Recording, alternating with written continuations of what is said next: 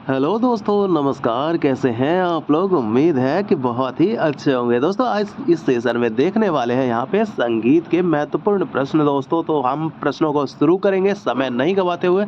और दोस्तों, सबसे पहले आपको मैं बता दूं कि आप लोग जितने भी बीपीएससी टीआरई 3 देने वाले जो भी लोग हैं, वो सबसे पहले उन सभी लोगों के लिए मेरी तरफ से बहुत बहुत शुभकामनाएं। ईश्वर की कृपा सदैव आप लोगों पर बनी रहे। तो दोस्तों, आप लोगों के लिए जो है शुभकामनाएं हमारी तरफ से। आप लोग अच्छे से एग्ज़ाम दीजिए बिना हेजिटेट हुए हुए, और बिल्कुल आपको जो है धैर्यपूर्वक एग्ज़ाम देना है और प्रश्नों को पूरा पढ़ना है। उसके बाद आपको आंसर को भी चारों ऑप्शन को भी देखना है, उसके बाद ही जवाब देना है। कम से कम दोस्तों मैं बता दूं कि 3 ऑप्शन को आप लोग ज़रूर देखिएगा। अगर समय का अभाव हो तो भी आप लोग 3 ऑप्शन ज़रूर देखिएगा, ठीक है? इसमें से ही आपका आंसर जो है समझ में आ जाता है, तभी आपको ये या ये फिर ये होता है, अन्यथा ये तीनों में से ही आपका हो जाता है, ठीक है? चलिए, तो ये थे आपके कुछ बेसिक जानकारी। तो ठीक है, आप समझ गए। आगे देख लेते हैं, हम प्रश्न को शुरू करते हैं। लेकिन दोस्तों, उससे पहले एक छोटी सी रिक्वेस्ट है। दोस्तों, चैनल पे नए हैं या पुराने हैं, सब्सक्राइब नहीं किया तो दोस्तों सब्सक्राइब करके नोटिफिकेशन को दोस्तों ऑल पे आप लोग सेट कर लीजिएगा, ठीक है? और ये जो है सेशन आपके बीपीएससी टीआरई 3 टीआरई 4 के लिए जो है सेम जो है आप लोगों के लिए इक्वल जो है लाभ पहुंचाने वाला है। तो चलिए हम शुरू करते हैं। पहला प्रश्न है, ताल प्रकाश के लेखक कौन है? दोस्तों देखिए, ताल प्रकाश की अगर हम बात कर ले तो ताल प्रकाश के लेखक कौन हो जाएंगे दोस्तों? यहाँ पे जवाब क्या हो जाएगा हमारा? ऑप्शन नंबर ए, ठीक है? भागवत शरण शर्मा को ताल प्रकाश के लेखक माना जाता है। और कृष्णानंद व्यास क्या है? ये आपके राग कल्पद्रुम के रचनाकार है, ठीक है? राग कल्पद्रुम के रचनाकार है कौन? आपके कृष्णानंद व्यास। और पंडित दामोदर तो भाई आप लोग जानते हैं कि संगीत दर्पण के रचनाकार है। आगे देखते हैं दोस्तों, हमारा दूसरा नंबर प्रश्न है, इनमें से कौन सी धीमी लय में गाया जाता है? देखिए, लय उसका धीमा होना चाहिए। तो भाई आलाप किसको कहते हैं? तो स्वरों का विलंबित लय में जो विस्तार करना होता है उसे ही तो आलाप कहते हैं। तो आलाप आपका हो जाएगा धीमी लय। लय क्या होती है इसकी? लय धीमी होती है। तो वो क्या होते हैं? विलंबित जो है इसका लय होता है और इसको विस्तार करते हैं स्वरों का।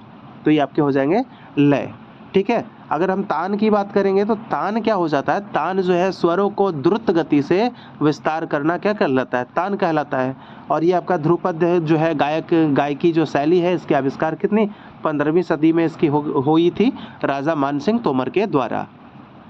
आगे देखते हैं, नंबर 3 हमारा प्रश्न है दोस्तों कि पाश्चात्य संगीत में शुद्ध स्वर को क्या कहते हैं? देखिए, शुद्ध स्वर को यहाँ पे क्या कहते हैं हम लोग पाश्चात्य संगीत में? तो इसको कहा जाता है शुद्ध। तो हम लोग शुद्ध कहते ही हैं। और शुद्ध स्वर हमारे कितने होते हैं? शुद्ध स्वर हमारे यहाँ 7 होते हैं, सारे गामा पधा नी, ठीक है? ये आपके 7 स्वर हो गए शुद्ध। लेकिन उसके साथ साथ हमारे यहाँ जो है कुल स्वर है 12, तो जिसमें कि 5 विकृत हो जाते हैं। तो ये जो आपके 7 शुद्ध स्वर है, इसी शुद्ध स्वर को पाश्चात्य संगीत में क्या कहा जाता है? तो उसका जवाब हो जाएगा नेचुरल नोट, ठीक है? जवाब होगा नेचुरल नोट। ये ट्रैबल क्लैप क्या होता है? आपका जो मुख्य जो लाइन होता है ना, एक उभयनिष्ठ जो लाइन होता है, उसके ऊपर जो होता है ये ट्रैबल क्लैप अवस्थित होता है, और बेस क्लैप जो है आपके नीचे अवस्थित होता है। 11 लाइनों का ये होता है। आगे देख लेते हैं दोस्तों, 4 नंबर का प्रश्न है हमारा कि पाश्चात्य संगीत में तीव्र स्वर को क्या कहते हैं? देखिए, स्वर कैसा है भाई? तीव्र। हमारे यहाँ तो तीव्र केवल एक ही स्वर होता है, कौन सा? म होता है। ये प्रश्न पूछा जाता है कि कौन सा स्वर जो है तीव्र भी होता है? तो दोस्तों ये आपका म तीव्र होता है। तो वहाँ पे जो तीव्र होते हैं उसको क्या कहते हैं? तो भाई उसको तीव्र को कहेंगे ऊपर की तरफ, यानी कि शार्प उसको कहेंगे। क्या कहेंगे? उसको कहेंगे शार्प। जो आपके जो तीव्र स्वर होंगे उसको शार्प कहेंगे। और जो आपके आगे देख लेते हैं, आगे वो प्रश्न शायद है मैंने शामिल किया है। देखिए, यहाँ पे प्रश्न है, पाश्चात्य संगीत में कोमल स्वर को क्या कहा जाता है? देखिए, तीव्र को मैंने क्या कहा? शार्प। और शार्प जो है आपका, शार्प का जो सैम्बुल लगता है वो कैसा लगता है? शार्प का सैम्बुल ऐसा है, ये शार्प, ठीक है? और ये जो आपका कोमल स्वर जो है इसको क्या कहते हैं? कोमल को फ्लैट कहा जाता है, ठीक है? ये आपका फ्लैट। तो फ्लैट का सैम्बुल ऐसा होता है, ठीक है? ये सैम्बुल हो गया आपका फ्लैट का, बी फ्लैट, बी के तरह का सैम्बुल होता है। ये आपका फ्लैट हो गया, ठीक है? ये हो गया आपका फ्लैट। और ये जो आपका हैश टाइप का दिख रहा है ये है शार्प, ठीक है? शार्प हो गया ये आपका। तो कोमल को शार्प और तीव्र को फ्लैट। आगे देख लेते हैं, अगला प्रश्न हमारा क्या कह रहा है? 6ठा नंबर है, इनमें से किनका संबंध दरभंगा घराने से है? दोस्तों देखिए, दरभंगा घराने की अगर हम बात कर ले तो दरभंगा घराने का जो संबंध हो जाएगा, दरभंगा घराने का संबंध हो जाएगा, यहाँ पे अगर हम बात कर ले, ऑप्शन हमको देखना पड़ेगा, ठीक है? देखिए, हम लोग देखना शुरू करते हैं। हीराबाई बड़ौदकर, ये हीराबाई बड़ौदकर, इनका संबंध किस घराने से है? किराना घराने से है। केसरबाई केरकर, ये इनका संबंध जयपुर घराने से है। चलिए मैं लिख देता हूँ यहाँ पे, आप लोग देखिएगा, इनका संबंध जो है कौन सा, किराना घराना से है, किराना। इनका जो संबंध है केसरबाई केरकर का, ये आपके है जयपुर घराने से है। और ये आपके जानते हैं कि अब्दुल करीम खां, ये भी आपके किराना घराना से हैं, ठीक है। तो यहाँ पे क्या पूछ रहा है, दरभंगा घराना, तो भाई यहाँ तो कोई है ही नहीं, तो जवाब हमारा हो जाएगा ऑप्शन नंबर ई, ठीक है। दरभंगा घराना से यहाँ कोई नहीं, इसलिए उपयुक्त में से कोई नहीं। अगर पूछे तो रामचतुर मल्लिक जो है, यहाँ से प्रश्न बनते हैं, रामचतुर मल्लिक का जो संबंध है, उनका संबंध दरभंगा घराना से है, ठीक है। आगे देख लेते हैं 7वां नंबर हमारा प्रश्न क्या कह रहा है कि ध्रुपद शैली का आविष्कार कब हुआ था। तो ध्रुपद शैली की आविष्कारक कौन थे भाई, आविष्कारक तो माना जाता है दोस्तों मानसिंह तोमर को, ग्वालियर के राजा मानसिंह तोमर को माना जाता है, ग्वालियर का राजा मानसिंह तोमर को माना जाता है क्या, ध्रुपद का आविष्कारक। तो ध्रुपद का आविष्कार जो है दोस्तों आपकी हम बात कर ले तो ये आपके हो जाएंगे 15वीं शताब्दी में, ये आपका हो जाता है। ध्रुपद का आविष्कार कब किया गया, तो 15वीं शताब्दी में। आगे देखिए अगला प्रश्न है हमारा 8 नंबर का कि ब्रह्म ताल में कितनी मात्रा होते हैं। देखिए ब्रह्म ताल में जो है मात्रा जो अगर बात कर ले तो ब्रह्म ताल में आपकी मात्राओं की संख्या हो जाती है दोस्तों, ऑप्शन नंबर बी 28 हो जाएगा, ठीक है। ब्रह्म ताल में कितनी मात्रा, 28 मात्रा होते हैं ब्रह्म ताल में, याद रखना है। और 18 कौन सा ताल हो जाता है, लक्ष्मी ताल में कितना होता है, लक्ष्मी ताल में आपका 18 मात्रा होता है ना। 16 किसका होता है, आप लोग फटाफट जरा सा कमेंट कर दीजिएगा मुझे। चलिए हिंट करता हूँ, क्या एक ताल या 3 ताल, इन दोनों में से किसका जो है आपके 16 मात्रा है, ठीक है। फटाफट आप लोग कमेंट कीजिए। आगे देख लेते हैं दोस्तों 9वां नंबर प्रश्न है हमारा कि राग अहीर भैरव किस ठाट का राग है। देखिए राग अहीर भैरव, तो अहीर भैरव जैसा कि आप लोग को बता दें कि ये अहीर भैरव जो है ये आपके जो जवाब हो जाएगा इसमें ऑप्शन नंबर हमारा हो जाएगा ए, ये भैरव ठाट का ही राग माना जाता है, अहीर भैरव। देखिए भैरव से कौन कौन से हैं लगभग आपको बता दूं तो मैं, भैरव, रामकली, कलिंगड़ा, आनंद, जोगिया, मेघ, विभास, ठीक है। ये सब क्या है, अहीर भैरव, जोगिया, मेघ, विभास, तो ये सब किसके हैं, भैरव के हैं। बिलावल से कौन कौन से हो जाएंगे भाई, तो बिलावल से आपका हो जाएगा, इसमें अगर बता दें मोटा मोटी आपको तो कुछ जो महत्वपूर्ण राग है, तो बिलावल से हो जाएगा दुर्गा, विहाग, देशकर, आपका पहाड़ी, ठीक है, शंकरा, मांड और देवगिरी, ये सब आपके कहाँ से है, बिलावल से है। मारवा से हम बात कर ले तो मारवा से आपका हो जाएगा पंचम, मारवा से पंचम। एक चीज़ आपका है पुरिया में थोड़ा सा मतभेद है, पुरिया कहीं कहीं आपको यहाँ पे मारवा में भी देखने को मिलता है और कहीं कहीं आपको पूर्वी में भी देखने को मिलता है। पूर्वी थाट से पुरिया माना जाता है और कहीं कहीं मारवा थाट से भी माना जाता है। तो ऑप्शन में आप जैसा होगा वैसा आप लोग समझ के उसको आंसर कीजिएगा, ठीक है। अगर ऑप्शन में रहेगा तो समझ लीजिए कि आपको वही पूछना चाह रहा है, तो ये आपका ये होगा। तो हो गया मारवा, पंचम, ललित आपका भी हो जाएगा इसमें। तो ये सब जो है राग किस में हो जाता है, मारवा में। सोहनी हो गया, भटियार हो गया, तो ये सब मारवा थाट के अंतर्गत। आगे देख लेते हैं 10वां नंबर प्रश्न हमारा क्या कह रहा है, नाद के कितने गुण होते हैं। भाई नाद के जो गुण है ना, नाद के 3 गुण होते हैं। ऑप्शन नंबर बी हमारा सही जवाब हो जाएगा। नाद के कितने गुण, नाद के 3 गुण होते हैं। इसके हम बात कर ले तो तारता, तीव्रता और नाद की जाति अथवा गुण, ठीक है। ये आपके हो गए नाद के 3 प्रकार के गुण, जाति अथवा गुण।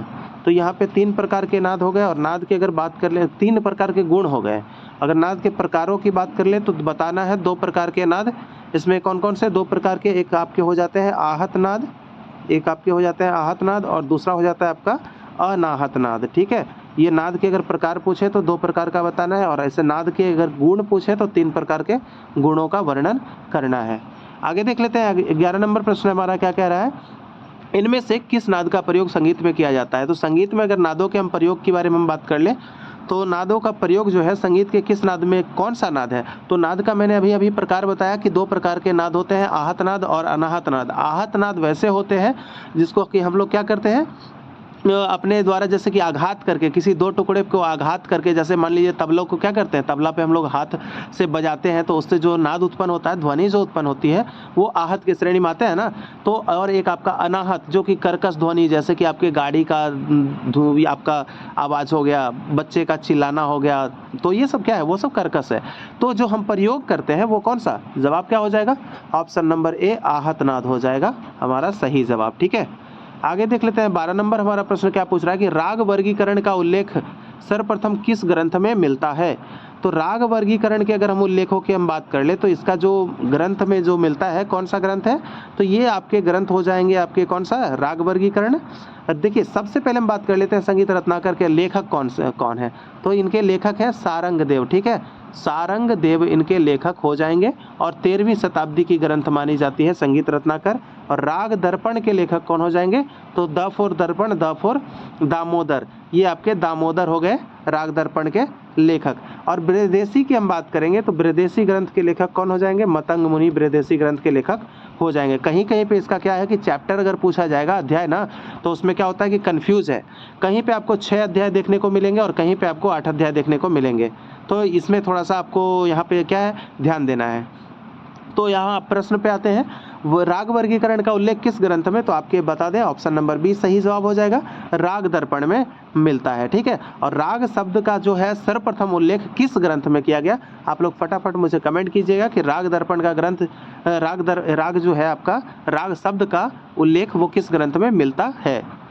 थोड़ा सा दोस्तों क्या है कि सर्दी वगैरह हो गया है, आवाज़ थोड़ी सी भारी लग रही है, तो इसके कारण थोड़ा सा ये हो रहा है कुछ, तो इसलिए जो है आप लोग बढ़िया से क्लास को कीजिए।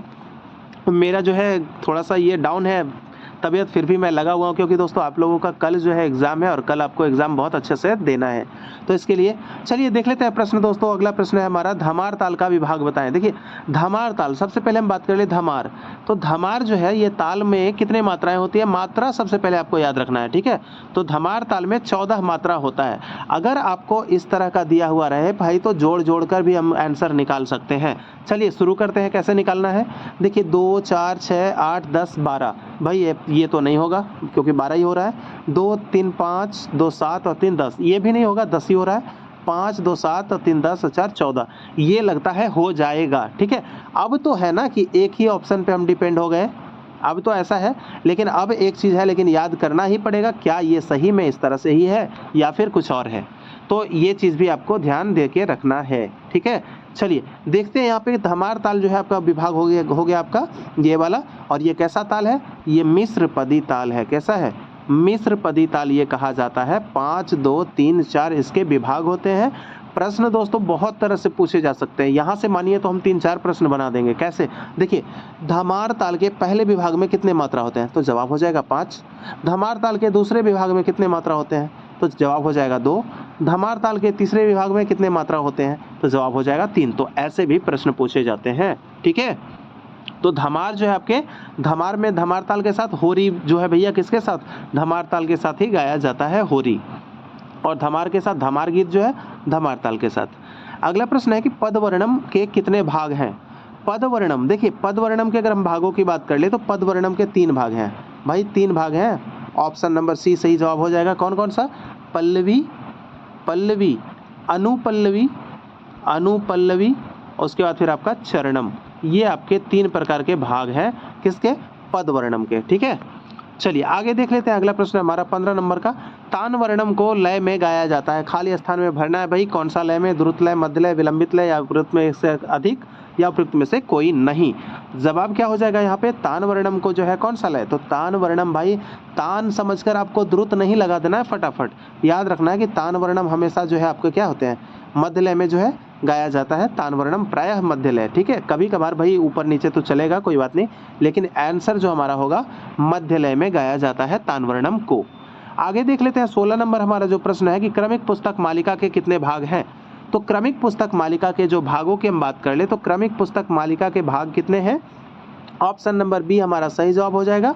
6 भाग हैं क्रमिक पुस्तक मालिका के, और क्रमिक पुस्तक मालिका के रचयिता या लेखक कौन है, तो क्रमिक पुस्तक मालिका भातखंडे जी हैं। ठीक है, भातखंडे जी का जन्म 10 अगस्त 1860 ईस्वी में हुआ था।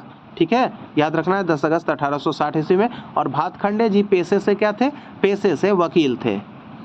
आगे देख लेते हैं 17 नंबर हमारा प्रश्न है कि राग भगवती के रचनाकार कौन है। देखिए भगवती जो है आपके रागों के बारे में, हम रचनाकार के बारे में जो मुख्य राग थे ना, मैं उसको करवा चुका हूं। अगर आप लोग नहीं देखे हैं रागों के रचनाकार को तो जाके आप लोग देख लीजिए, पिछले जो है 1-2 दिन पहले मैं करवाया हूँ उस चीज़ को। तो आप लोग जाइएगा चैनल पे और वीडियोज़ का जो सेक्शन होगा उसको आप लोग क्लिक कीजिएगा और उसके बाद फिर स्क्रॉल करके जब नीचे जाइएगा तो आपको मिल जाएगा। ठीक है, तो चलिए हम देख लेते हैं यहाँ पे कि राग भगवती के रचनाकार, तो जवाब हो जाएगा हमारा यहाँ पे आपका कौन सा हो जाएगा, अलाउद्दीन खां। ठीक है, राग भगवती अलाउद्दीन खां इसके हो जाएंगे।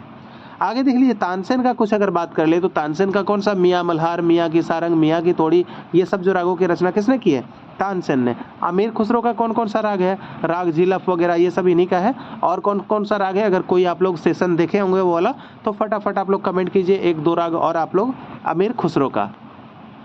चलिए आगे देख लेते हैं। 18 नंबर हमारा प्रश्न है कि राग आसावरी के वादी संवादी स्वर हैं। देखिए आसावरी, ठीक है, आसावरी का जो है थाट हम बात कर ले तो ये स्वयं जो है स्वयं के थाट से उत्पन्न राग माना जाता है, इसलिए इसको क्या कहेंगे, आश्रय राग कहेंगे।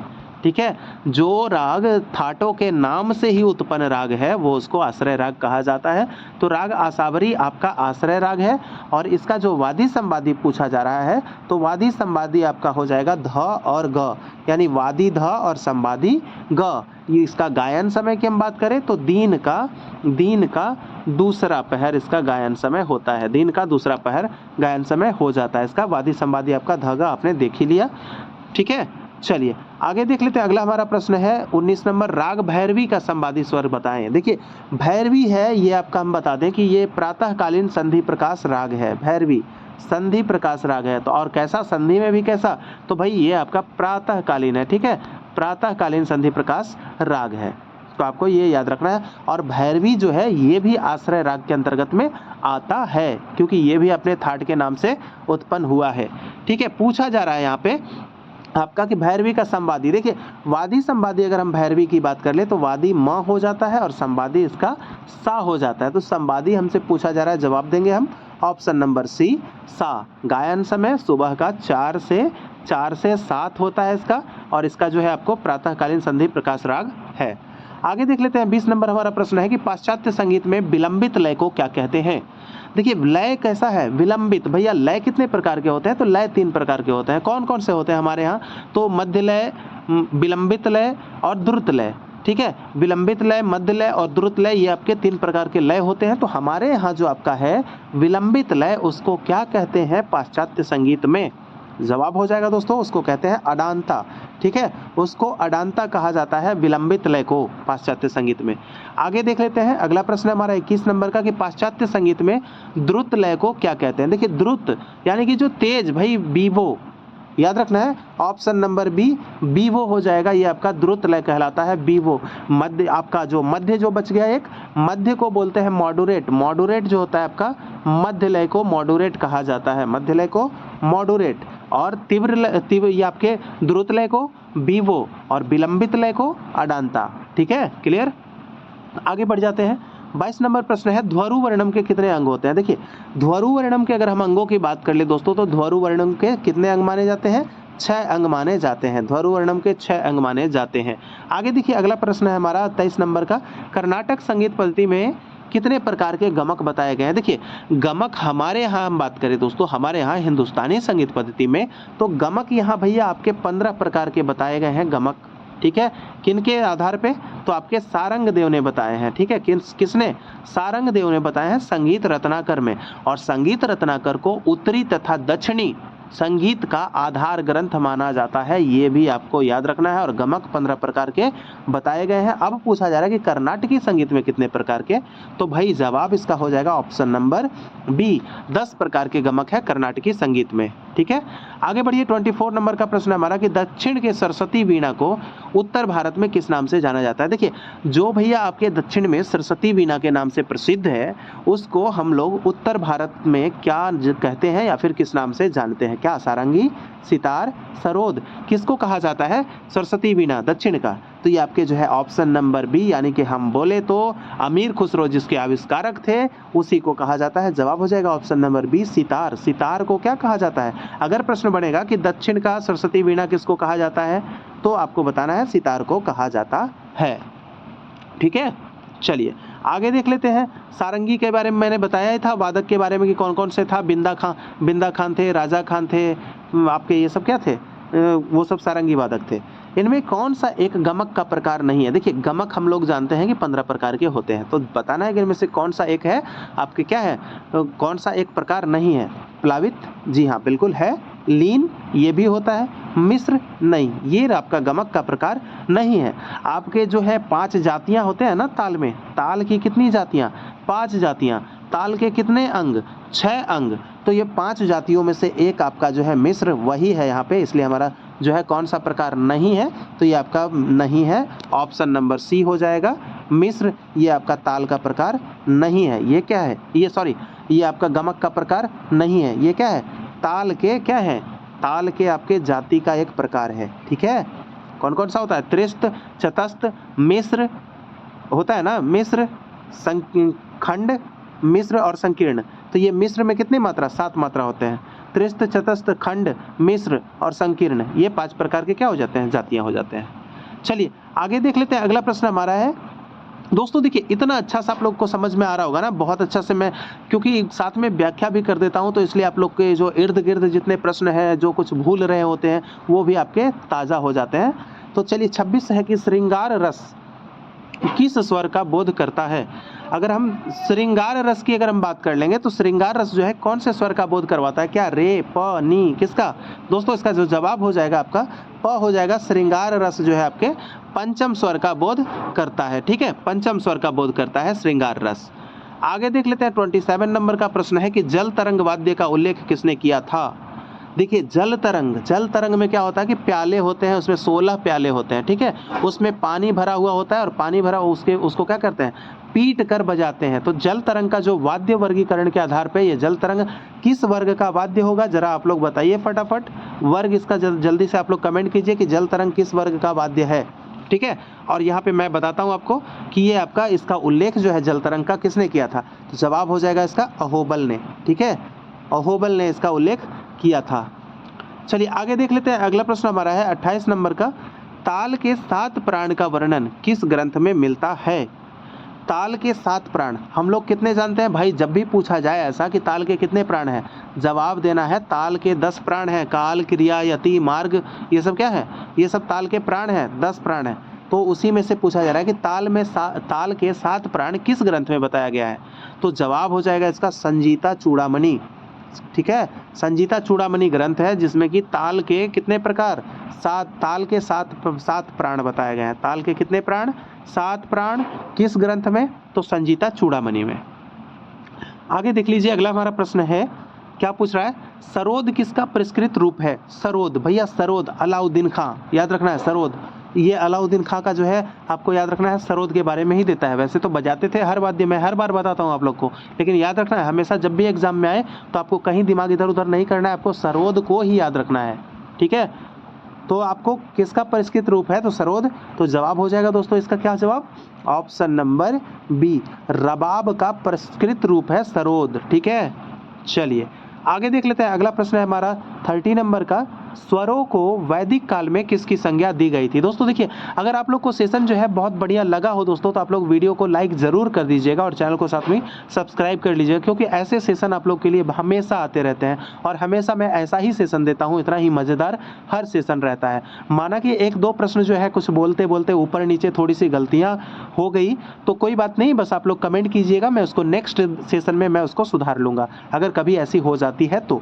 ठीक है, चलिए देखते हैं तीसरा क्या है कि स्वर को वैदिक काल में किसकी संज्ञा दी गई थी? तो वैदिक काल में जो है स्वरों को किसकी संज्ञा? जवाब हो जाएगा दोस्तों यहाँ पे यम की संज्ञा दी गई थी। यम, स्वरों को यम कहा गया था। कब? वैदिक काल में। वैदिक काल का भी मैंने एक स्पेशल सेशन बना रखा है, आप लोग देख लीजिए ताकि वैदिक काल का भी प्रश्न आप लोगों से नहीं छूटे। बीपीएससी टीआरई 3 वालों के लिए जो है और 4 वालों के लिए भी है। सबसे पहले दोस्तों आप लोग के लिए तो है, बहुत ही उम्मीद करते हैं कि आप लोग बहुत अच्छे से एग्जाम देंगे और आप सभी का एग्जाम जो है बहुत अच्छा हो। ठीक है, चलिए तो हमारी तरफ से शुभकामनाएं, जैसा कि मैं दे चुका है आप लोग को। चलिए बहुत बहुत शुभकामनाएं। और दोस्तों आपसे इजाज़त चाहेंगे इस सेशन से, और मिलेंगे फिर से आपसे नए सेशन में और नए प्रश्नों के साथ। तो फटाफट आप लोग कमेंट ज़रूर कीजिएगा कि यह सेशन आप लोगों को कैसा लगा है। ठीक है, जय हिंद, जय भारत।